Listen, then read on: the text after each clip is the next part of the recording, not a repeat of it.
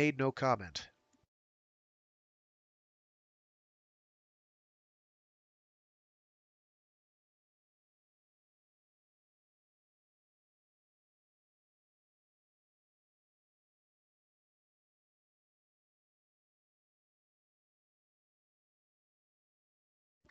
It was now 6 a.m. Snap had been busy all night with routine Cosmo radios from the Earth following our departure. He had a pile of them beside him. Many were for the passengers, but anything that savored anything that savored of a oh my god. Let's try that again. Many were for the passengers, but anything that savored of a code was barred. Nothing queer looking? I suggested. No, not a thing. We were at this time no more than some 65,000 miles from the moon's surface. The Planetara presently would swing upon her direct course for Mars. There was nothing which could cause passenger comment in this close passing of the moon. Normally, we use the satellite's attraction to give us additional starting speed. They even knew about slingshotting back in the 30s. Jeez Louise. It was now or never that a message would come from Grantline. He was supposed to be upon this earthward side of the moon. While Snap had rushed through with his routine, I had searched the moon's surface with our glass, as I knew Carter was searching it, and also the observer in his tower, very possibly. But there was nothing. Copernicus and Kepler lay in full sunlight. The heights of the lunar mountains, the depths of the barren, empty seas were etched black and white, clear and clean. Grim, forbidding desolation, this unchanging moon. In romance, moonlight may shimmer and sparkle to light a lover's smile, but the reality of the moon is cold and bleak. There was nothing to show my prying eyes where the intrepid Grantline might be. Nothing at all, Snap. And Snap's helio mirrors, attuned for an hour now to pick up the faintest signal, were motionless. If he has concentrated any appreciable amount of radioactive ore, said Snap, we should get an impulse from its gamma rays. But our receiving shield was dark, untouched. We tried taking hydrogen photographic impressions of the visible moon's surface. A sequence of them with stereoscopic lenses, 48 to the second. Our mirror grid gave the magnified images, the spectroheliograph with its wavelength selection. Excuse me. The spectroheliograph with its wavelength selection pictured the mountain levels and slowly descended into the deepest seas. There was nothing. Yet in those moon caverns, a million recesses amid the crags of that tumbled, barren surface, the pin-point of movement which might have been Grantline's expedition could so easily be hiding. Could he have the ore insulated, fearing its gamma rays would betray its presence to hostile watchers? Or might disaster have come to him? Or might he not be upon this hemisphere of the moon at all? My imagination, sharpied by fancy of a lurking menace which seemed everywhere about the Planetara this voyage, ran rife with fears for Johnny Grantline. He had promised to communicate this voyage. It was now or perhaps never. 6:30 came and passed. We were well beyond the Earth's shadow now. The firmament blazed with its vivid glories. The sun behind us was a ball of yellow-red leaping flames. The Earth hung, opened to a huge, dull-red half-sphere.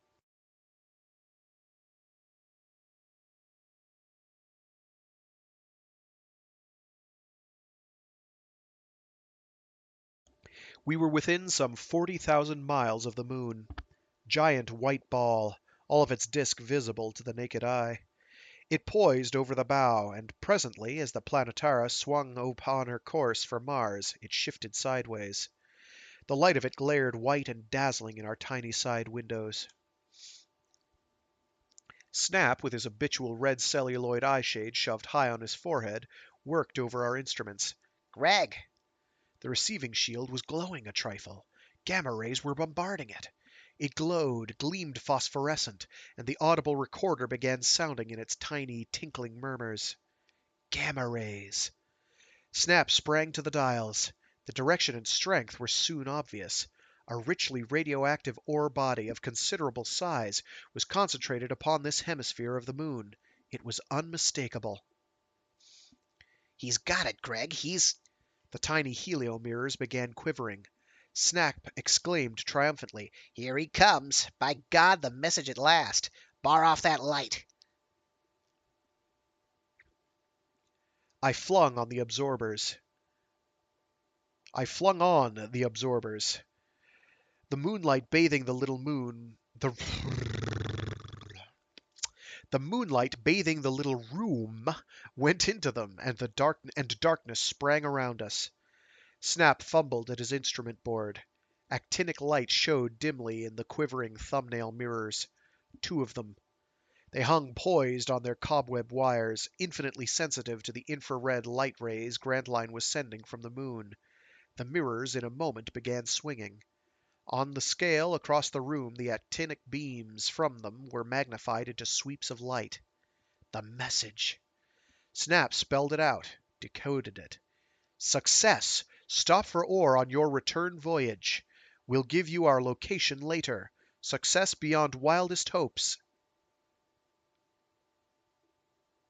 The mirrors hung motionless. The shield, where the gamma rays were bombarding, went suddenly dark. Snap murmured, "That's all. He's got the ore. Success beyond wildest hopes. That must mean an enormous quantity of it available." We were sitting in darkness, and abruptly I became aware that across our open window, where the insulation barrage was flung, the air was faintly hissing. An interference there! I saw a tiny swirl of purple sparks. Someone, some hostile ray from the deck beneath us, or from the spider bridge that led to our little room, someone out there trying to pry in. Snap impulsively reached for the absorbers to let in the outside light. It was all darkness to us outside, but I checked him. Wait! I cut off our barrage, opened our door, and stepped into the narrow metal bridge. Wait, Snap, you stay there. I added aloud, Well, Snap, I'm going to bed. Glad you've cleaned up that batch of work.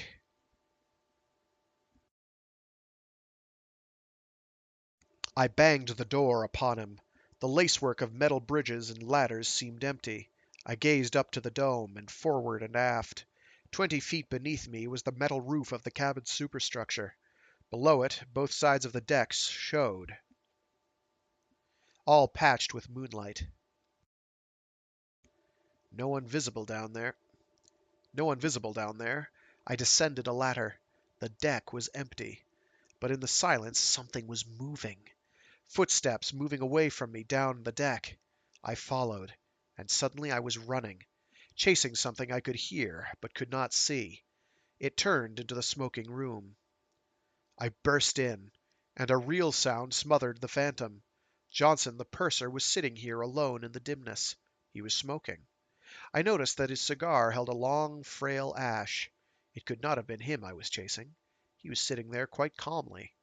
A thick-necked, heavy fellow, easily out of breath. But he was breathing calmly now.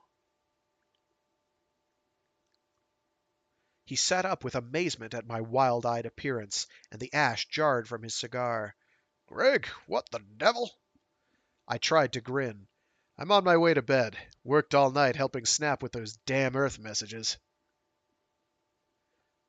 I went past him, out the door, into the main interior corridor. It was the only way the invisible prowler could have gone. But I was too late now. I could hear nothing. I dashed forward into the main lounge. It was empty, dim and silent, a silence broken presently by a faint click. A stateroom door hastily closing. I swung and found myself in a tiny transverse passage. The twin doors of A22 and A20 were before me. The invisible eavesdropper had gone into one of these rooms. I listened at each of the panels, but there was only silence within. The interior of the ship was suddenly singing with the steward's siren, the call to awaken the passengers. It startled me. I moved swiftly away. But as the siren shut off, in the silence I heard a soft, musical voice. "Wake up, Anita. I think that's the breakfast call." And her answer, "All right, George, I hear it."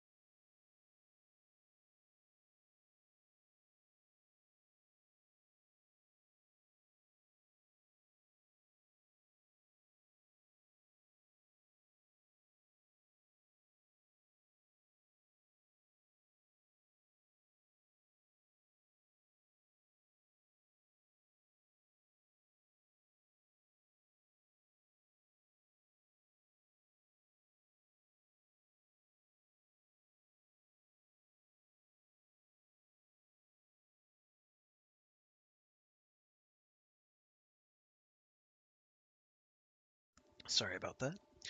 Chapter 4. A Burn on a Martian Arm. I did not appear at that morning meal. I was exhausted and drugged with lack of sleep. I had a moment with Snap to tell him what had occurred. Then I sought out Carter. He had his little chart room insulated, and we were cautious. I told him what Snap and I had learned. The gamma rays from the moon proving that Grantline had concentrated a considerable ore body.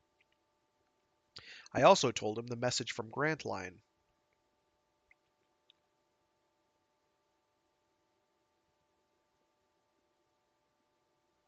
We'll stop on the way back as he directs, Greg. He bent closer to me. At Ferric Shan, I'm going to bring back a dozen. Try that again. At Ferric Shan, I'm going to bring back a cordon of interplanetary police. The secret will be out, of course, when once we stop at the moon. We have no right, even now, to be flying this vessel as unguarded as it is.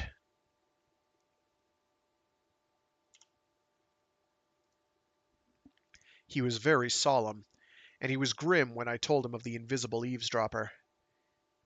You think he overheard Grantline's message? I don't know, I said. Who was it? You seem to feel it was George Prince? Yes. I was convinced that the prowler had gone into A20. When I mentioned the purser, who seemed to have been watching me earlier in the night, and again was sitting in the smoking room when the eavesdropper fled past, Carter looked startled. Johnson is all right, Greg. Is he? Does he know anything about this Grantline affair? No, Said the captain hastily. You haven't mentioned it, have you? Of course I haven't. I've been wondering why Johnson didn't hear that eavesdropper. I could hear him when I was chasing him, but Johnson sat perfectly unmoved and let him go by. What was he sitting there for, anyway, at that hour in the morning? You're too suspicious, Greg. Overwrought. But you're right. We can't be too careful. I'm going to have that Prince suite searched when I catch it unoccupied. Passengers don't ordinarily travel with invisible cloaks. Go to bed, Greg. You need a rest.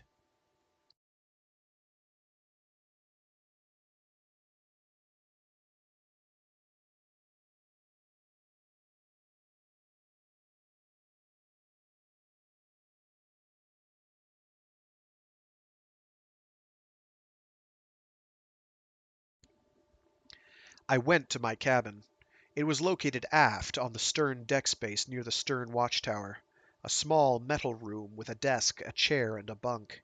I made sure no one was in it. I sealed the lattice grill and the door, set the alarm trigger against any opening of them, and went to bed. The siren for the midday meal awakened me. I had slept heavily. I felt refreshed and hungry. I found the passengers already assembled at my table when I arrived in the dining salon.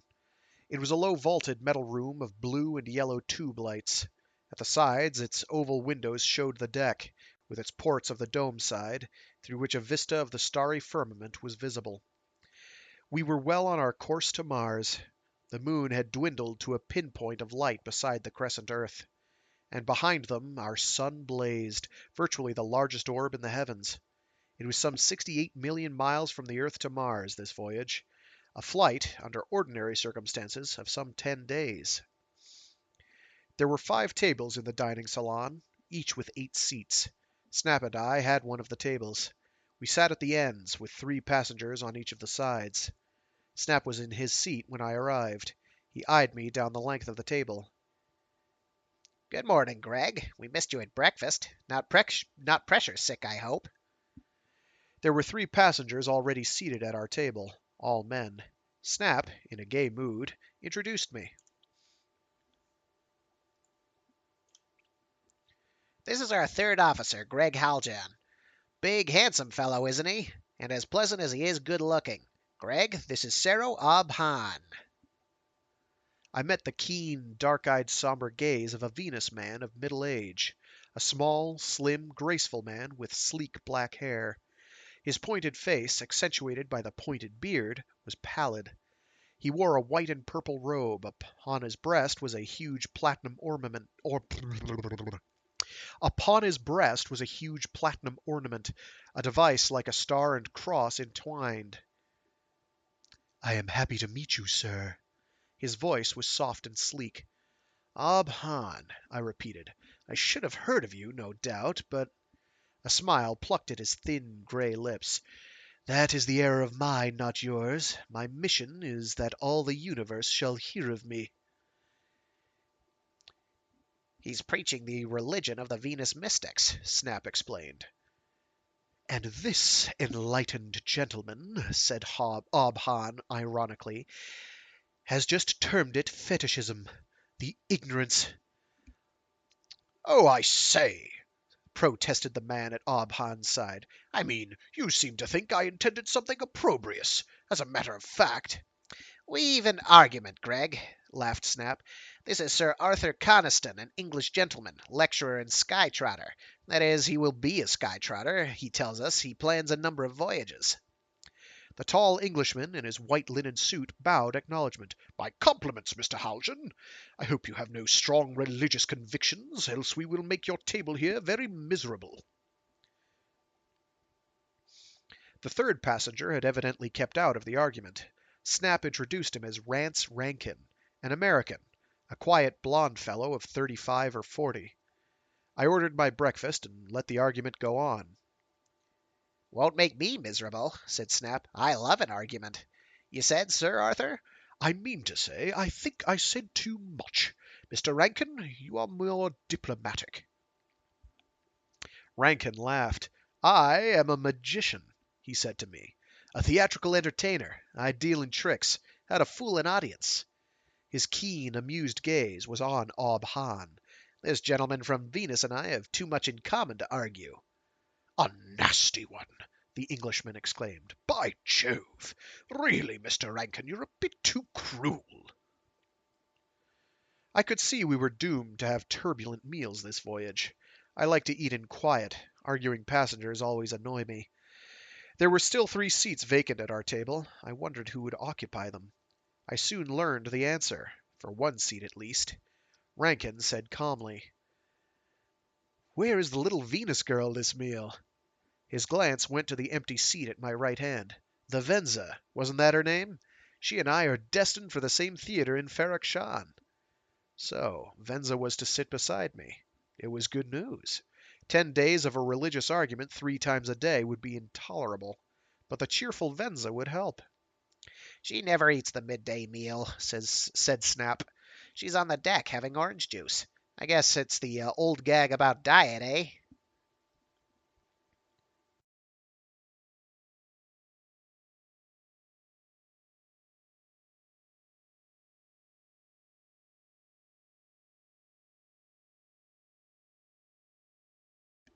My attention wandered about the salon.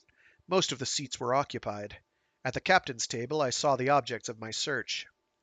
George Prince and his sister sat on one each side of the captain. I saw George Prince in the life now as a man who looked hardly 25. He was at this moment evidently in a gay mood. His clean-cut, handsome profile, with its poetic dark curls, was turned toward me. There seemed little of the villain about him. And I saw Anita Prince now as a dark-haired, black-eyed little beauty, in feature resembling oh my gosh, in feature resembling her brother very strongly. She presently finished her meal. She rose, with him after her. She was dressed in Earth fashion, white blouse and dark jacket, wide, knee-length trousers of gray, with a red sash, her only touch of color. She went past me, flashed me her smile and nod. My heart was pounding. I answered her greeting and met George Prince's casual gaze. He, too, smiled, as though to signify that his sister had told him of the service I had done her. Or was his smile an ironical memory of how he had eluded me this morning when I chased him? I gazed after his small, white-suited figure as he followed Anita from the salon, and, thinking of her, I prayed that Carter and Halsey might be wrong. Whatever plotting against the Grantline expedition might be going on, I hoped that George Prince was innocent of it. Yet I knew in my heart it was a futile hope. Prince had been that eavesdropper outside the helio room. I could not really doubt it. But that his sister must be ignorant of what he was doing, I was sure. My attention was brought suddenly back to the reality of our table. I heard Obhan's silky voice. "We passed quite close to the moon last night, Mr. Dean." Yes, said Snap. We did, didn't we? Always do. It's a technical problem of the exigencies of interstellar navigation. Explain it to them, Greg. You're an expert. I waved it away with a laugh. There was a brief silence. I could not help noticing Sir Arthur Coniston's queer look, and I think I have never seen so keen a glance as Rance Rankin shot at me. Were all these people aware of Grantline's treasure on the moon? It suddenly seemed so. I wished fervently that at that instant that the 10 days of this voyage were over and we were safely at Ferrok Shahn. Captain Carter was absolutely right. Coming back, we would have a cordon of interplanetary police aboard. Sir Arthur broke the awkward silence. Magnificent sight, the moon, from so close a viewpoint, though I was too much afraid of a precious sickness to be up to see it. I had nearly finished my hasty meal when another incident shocked me. The two other passengers at our table came in and took their seats. A Martian girl and man. The girl had the seat at my left, with the man beside her. All Martians are tall. This girl was about my own height, that is, 6 feet 2 inches. The man was 7 feet or more. Both wore the Martian outer robe. The girl flung hers back. Her limbs were encased in pseudo-mail. She looked, as all Martians like to look, a very warlike Amazon. But she was a pretty girl.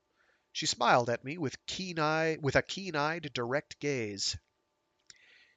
"Mr. Dean said at breakfast you were big and handsome. You are." They were brother and sister, these Martians. Snap introduced them as Set Miko and Seta Moa. There's a footnote here. Footnote 5. Set and Seta, the Martian equivalent of Mr. and Mrs. Mr. and Miss, sorry. Interesting. Cool. This Miko was, from our Earth standards, a tremendous brawny giant. Not spindly like most Martians, this fellow. For all his 7 feet of height, he was almost heavy set. He wore a plated leather jerkin beneath his robe, and knee pants of leather out of which his lower legs showed as gray, hairy pillars of strength. He had come into the salon with a swagger, his sword ornament clanking. "A pleasant voyage so far," he said to me as he started his meal. His voice had the heavy, throaty rasp characteristic of the Martian. He spoke perfect English. Both Martians and Venus people are by heritage extraordinary linguists. Miko and his sister Moa had a touch of Martian accent, worn almost away by living for some years in Great New York. The shock came to me within a few minutes. Miko, absorbed in attacking his meal, inadvertently pushed back his robe to bare his forearm. An instant only, then it dropped again to his wrist. But in that instant I had seen, upon the gray flesh, a thin sear turned red, a very recent burn, as though a pencil ray of heat had caught his arm. My mind flung back. Only last night in the city corridor, Snap and I had been followed by a Martian. I had shot at him with the heat ray. I thought I had hit him on the arm. Was this the mysterious Martian who had followed us from Halsey's office?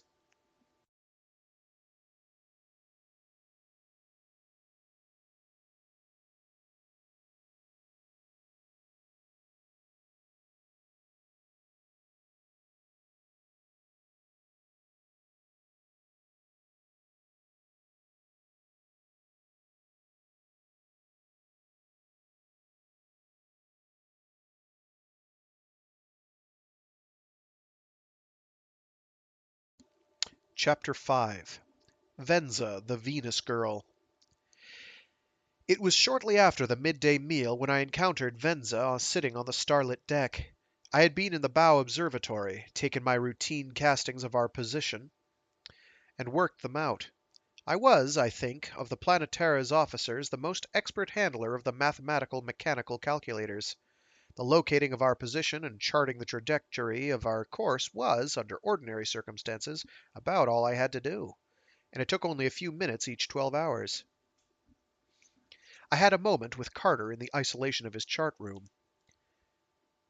"This voyage. Greg, I'm getting like you. Too fanciful.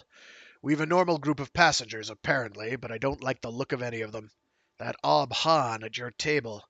"Snaky-looking fellow," I commented. "He and the Englishman are great on arguments. Did you have the prince's cabin searched?"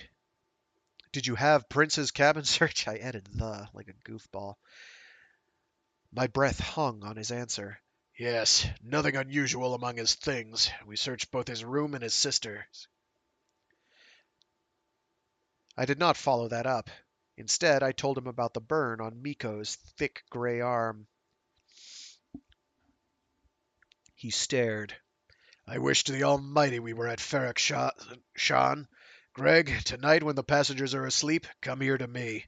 Snap will be here, and Dr. Frank. We can trust him. He knows about the Grantline treasure? Yes, and so do Balch and Blackstone. Balch and Blackstone were our first and second officers. Might be Balk. Balch. Balk. Balk. I'm going to go with Balk. I like that better.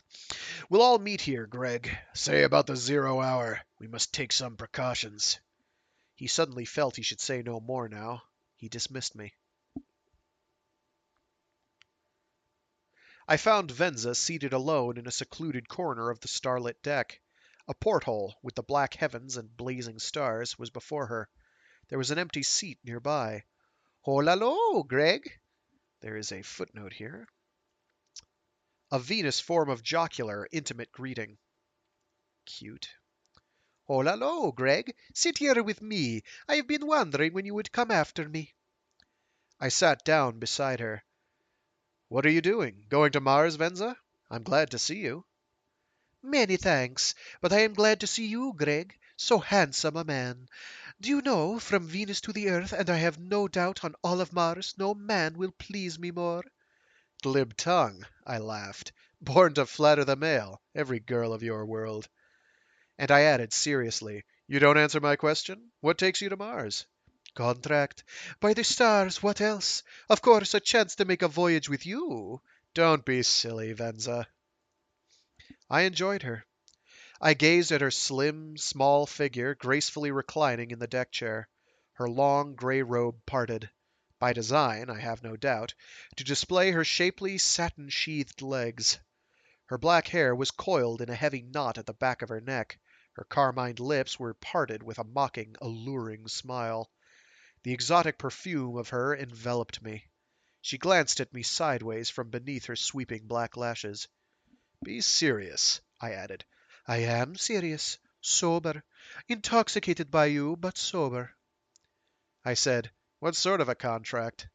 A theatre in Ferrok Sham. Good money, Greg. I'm to be there a year. She sat up to face me.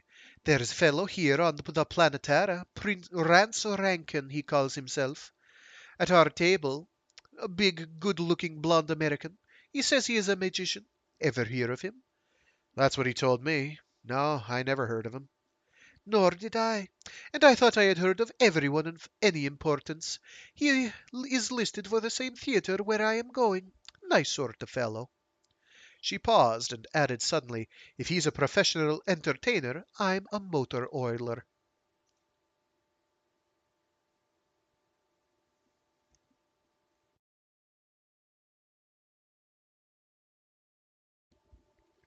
It startled me.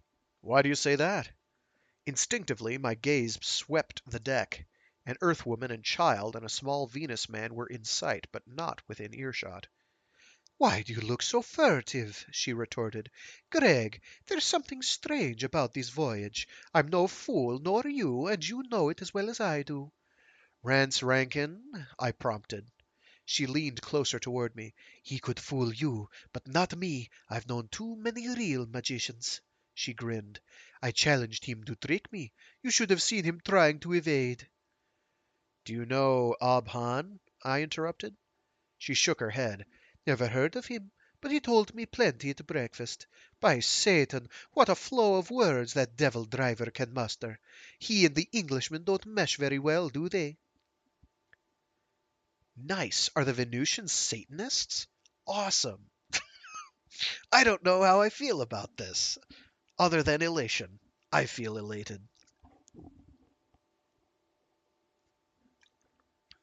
Luciferans. Let's call them that. That's kinder, right?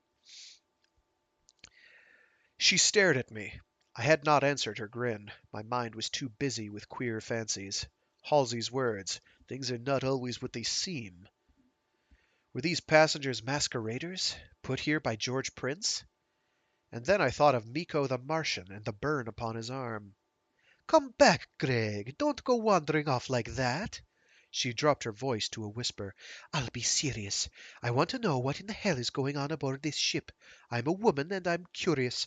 You tell me. What do you mean? I parried. I mean a lot of things. What we've been just talking about. And what was the excitement you were in just before breakfast this morning? Excitement? Gregg, you may trust me. For the first time she was wholly serious. Her gaze made sure no one was within hearing. She put her hand on my arm. I could barely hear her whisper. I know they might have a ray upon us. I'll be careful. They? Anyone. Something's going on. You know it. You are in it. I saw you this morning, Gregg, wild-eyed, chasing a phantom. You? And I heard the phantom. A man's footsteps, a magnetic reflecting invisible cloak. You couldn't fool an audience with that. It's too commonplace. If Rance Rankin tried. I gripped her. Don't ramble, Venza. You saw me? Yes. My stateroom door was open. I was sitting with a cigarillo. I saw the pursuer in the smoking room. He was visible from... Wait! Venza, that prowler went through the smoking room? I know he did. I could hear him. Did the purser hear him? Of course. The purser looked up, followed the sound with his gaze. I thought that was queer. He never made a move. And then you came along and he acted innocent. Why? What's going on? That's what I want to know.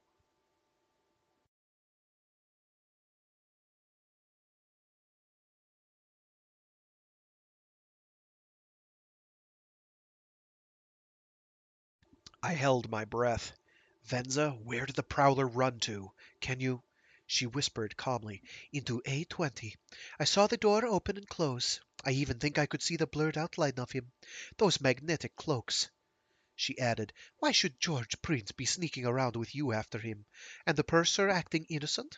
And who is this George Prince, anyway? The huge Martian, Miko, with his sister Moa, came strolling across the deck. They nodded as they passed us. I whispered, I can't explain anything right now. But you're right, Venza. There is something going on. Listen, whatever you learn, anything you encounter which looks unusual, will you tell me? Well, I do trust you. I really do. But the thing isn't mine to tell. The somber pools of her eyes were shining. You are very lovable, Gregg. I won't question you. She was trembling with excitement. Whatever it is, I want to be in it. Here's something I can tell you now.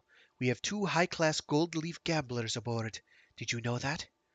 No. Who are... Shack and Dud Ardley. Let me state every detective in New York knows them. They had a wonderful game with that Englishman, Sir Arthur Coniston, this morning. Stripped him of a pound of 8-inch leaves, a neat little stack. A crooked game, of course. Those fellows are more nimble-fingered than Rance Rankin ever dared to be. I sat staring at her. She was a mine of information, this girl. And Gregg, I tried my charms on Shack and Dud. Nice men, but dumb. Whatever's going on, they're not in it. They wanted to know what kind of a ship this was. Why? Because Shack has a cute little eavesdropping microphone of his own. He had it working in the night last night. He overheard George Prince and that big giant Miko arguing about the moon. I gasped. Venza, softer! Against all propriety of this public deck, she pretended to drape herself upon me. Her hair smothered my face as her lips almost touched my ear. Something about a treasure on the moon. Shack couldn't understand that. And they mentioned you. He didn't hear what they said because the purser joined them. Her whispered words tumbled over one another. 100 pounds of gold leaf. That's the purser's price. He's with them, whatever it is. He promised to do something for them. She stopped. Well? I prompted. That's all. Shack's current was interrupted. Tell them to try it again, Venza. I'll talk with him. No, I'd better let him alone. Can you get him to keep his mouth shut? I think he might do anything I told him. He's a man. Find out what you can. She sat away from me suddenly. There's Anita and George Prince.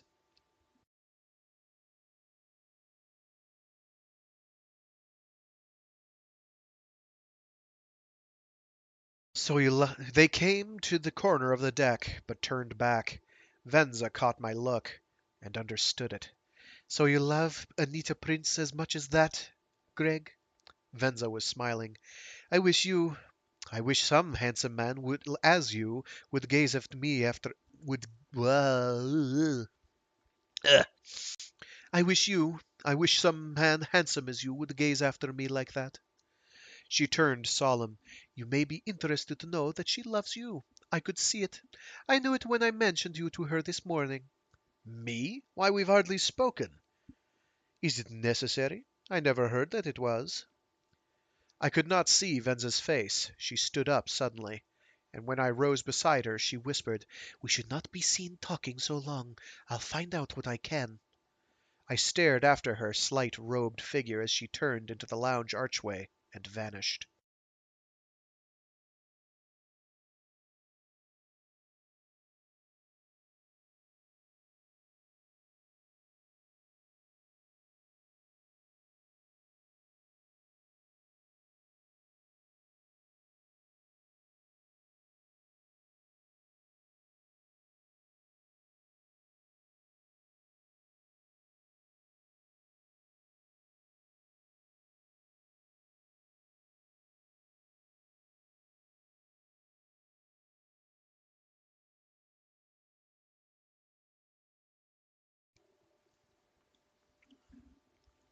Chapter 6.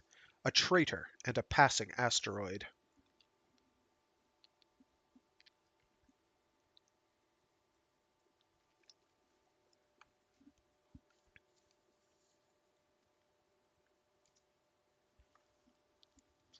Captain Carter was grim. So they've bought him off, have they? Go bring him in here, Greg. We'll have it out with him now. Snap, Dr. Frank, Balk, our first officer, and I were in the captain's chart room. It was 4 p.m., our Earth starting time. We were 16 hours upon our voyage. I found Johnson in his office in the lounge. Captain wants to see you. Close up. He closed his window upon an American woman passenger who was demanding details of Martian currency and followed me forward. What is it, Greg? I don't know. Captain Carter banged the slide upon us. The chart room was insulated. The hum of the current was obvious. Johnson noticed it. He started at the hostile faces of the surgeon and Balk, and he tried to bluster. What is this? Something wrong? Carter wasted no words. We have information, Johnson. There's some undercover plot out here aboard. I want to know what it is. Suppose you tell us frankly. The purser looked blank. What do you mean? We've gamblers aboard, if that's... To hell with that, growled Balk. You had a secret interview with that Martian, Set Miko, and with George Prince. Johnson scowled from under his heavy brows, then raised them in surprise. Did I? You mean changing their money? I don't like your tone, Balk. I'm not your under-officer. But you're under me, roared the captain. By God, I'm master here. Well, I'm not disputing that, said the purser mildly. This fellow Balk. We're in no mood for argument, Dr. Frank cut in, clouding the issue. I won't let it be clouded, the captain exclaimed. I had never seen Carter so choleric. He was evidently under a tremendous strain. He added, Johnson, you've been acting suspiciously. I don't give a damn whether I've got proof of it or not. I say it. Did you or did you not meet George Prince and that Martian last night? No, I did not, and I don't mind telling you, Captain Carter, that your tone is also Why am I having such a hard time today? No, I did not, and I don't mind telling you, Captain Carter, that your tone also is offensive.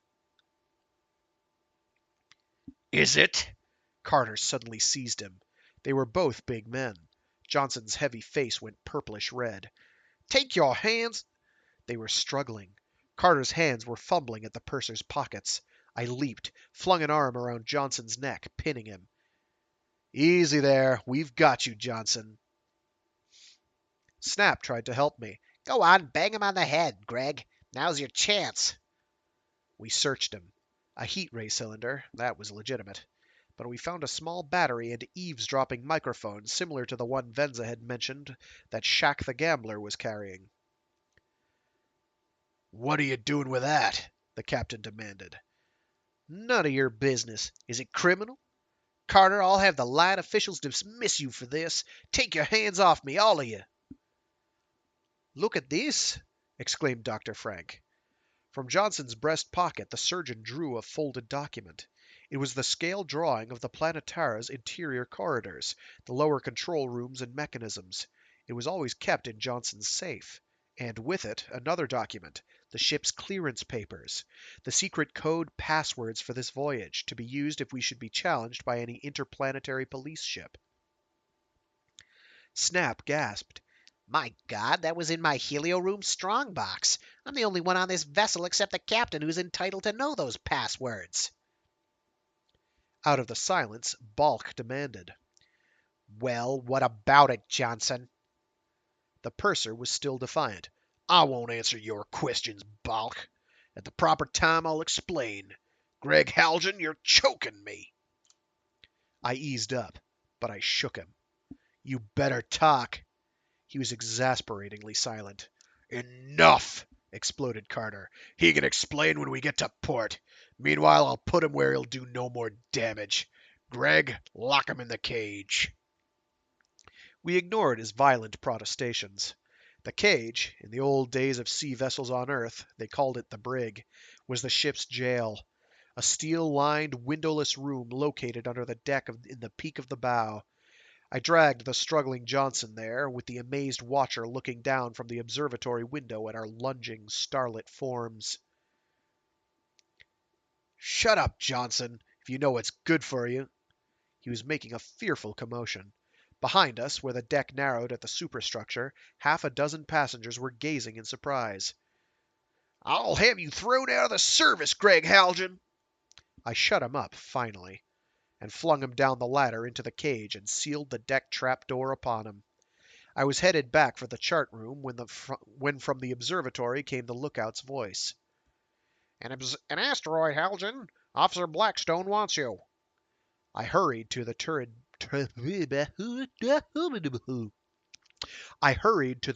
bridge. An asteroid was in sight. We had attained nearly our maximum speed now. An asteroid was approaching, so dangerously close that our trajectory would have to be altered. I heard Blackstone's signals ringing in the control rooms, and met Carter as he ran to the bridge with me. That scoundrel. We'll get more out of him, Greg. By God, I'll put the chemicals on him. Torture him, illegal or not.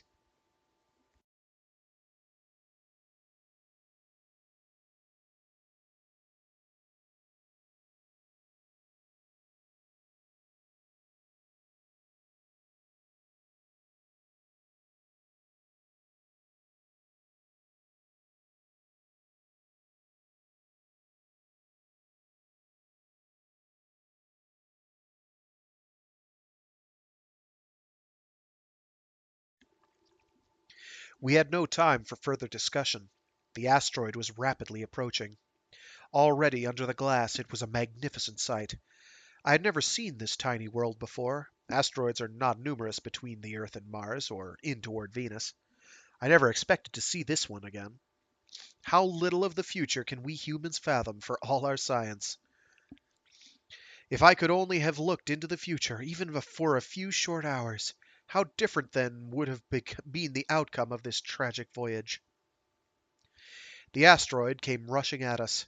Its orbital velocity, I later computed, was some 22 miles a second. Our own, at the present maximum, was a fraction over 77. The asteroid had, for some time, been under observation by the lookout. He gave his warning only when it seemed that our trajectory should be altered to avoid a dangerously close passing. At the combined speeds of nearly 100 miles a second, the asteroid swept into view. With the naked eye, at first it was a tiny speck of stardust, unnoticed in the gem-strewn black velvet of space. A speck. Then a gleaming dot, silver-white, with the light of our sun upon it. 5 minutes. The dot grew to a disk. expanding. A full moon, silver white. Brightest world in the firmament.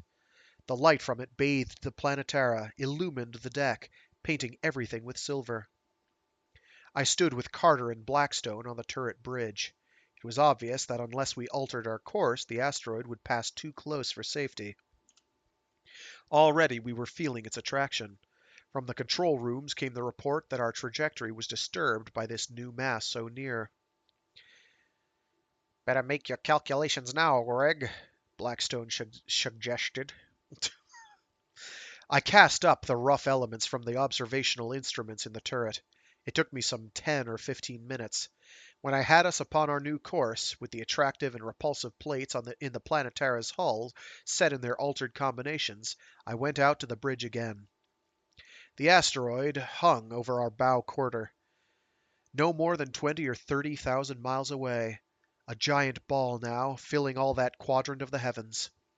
The configurations of its mountains, its land and water areas, were plainly visible. Its axial rotation was apparent. Perfectly habitable, Blackstone said, but I've searched all over this hemisphere with the glass. No sign of human life. Certainly nothing civilized. Nothing in the fashion of cities. A fair little world, by the look of it. A tiny globe. Blackstone had figured it at some 800 miles in diameter. There seemed a normal atmosphere. We could see areas where the surface was obscured by clouds, and oceans, and land masses, polar ice caps, lush vegetation at its equator. Blackstone had roughly cast its orbital elements, a narrow ellipse. No wonder we had never encountered this fair little world before. It had come from the outer region beyond Neptune. At perihelion it would reach inside Mercury, round the sun, and head outward again. Wouldn't that mean it would, like, burn all that vegetation? Must not be a regular orbit, I would think. As well as any atmosphere, because if it's within Mercury's orbit, that's very close to the sun. I say very, comparatively close to the sun. Considerably less than an astronomical unit out. We swept past the asteroid at a distance of some 6,000 miles. Close enough, in very truth. A minute of flight at our combined speeds totaling 100 miles a second. I had descended to the passenger deck, where I stood alone at a window, gazing. The passengers were all gathered to view the passing little world. I saw, not far from me, Anita standing with her brother, and the giant figure of Miko with them. Half an hour since, first with the naked eye, this wandering little world had shown itself. It swam slowly past, began to dwindle behind us. A huge half-moon, a thinner, smaller quadrant, a tiny crescent, like a silver bar pin to adorn some lady's breast. And then it was a dot, a point of light indistinguishable among the myriad others hovering in this great black void. The incident of the passing of the asteroid was over. I turned from the deck window. My heart leaped. The moment for which all day I'd been subconsciously longing was at hand. Anita was sitting in a deck chair, momentarily alone. Her gaze was on me as I looked her way, and she smiled an invitation for me to join her.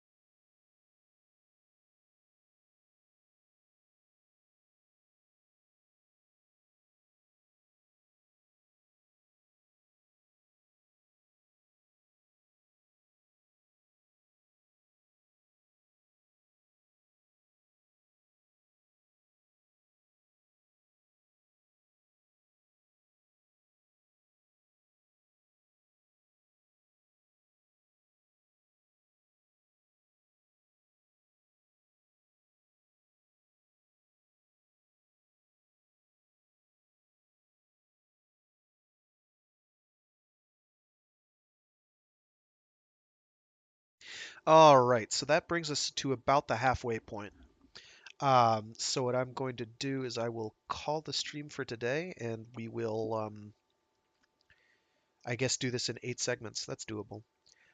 What I might wind up doing is doing like a stream either later today or actually no, not later today. I have a busy evening. Um, Possibly tomorrow morning. We'll see. Because I do want to start doing more streams now that I have the free time most of the time. But yeah, uh, if not that, then next Saturday we'll do the second half of this, and basically that's how it'll go. So yeah, thanks for tuning in. I do this every week, every Saturday, schedule permitting. Usually starting at about 12 noon Eastern Standard. I stream to multiple different sources. I stream to Facebook, I stream to Twitter, I stream to Mixer, and I also stream to YouTube, where you can find all my stuff archived. Um, Feel free to watch that stuff, and any feedback is good as far as I'm concerned. I like feedback. Feedback is great. So feel free to tell me what you think of what I've done. Um, and otherwise, have a good one. Stay safe, and you know, live life, man. Women, children, cats, dogs, parakeets, other avians, reptiles, whatever. Saturnians. If there's any of you folks from Saturn out there, bless you, bless you, bless you for both Sun Ra and Jimi Hendrix. I appreciate you very much. I'd say please send more emissaries, but let's face it, now is probably a bad time. All right, folks. Have a good one, and talk to you later. Oh, I should probably mention that I have other streams throughout the week, such as my Mecha Monday stream and my Warframe Wednesday stream. I do that too. All right, folks, have a good one. Enjoy your week. Bye. Thanks for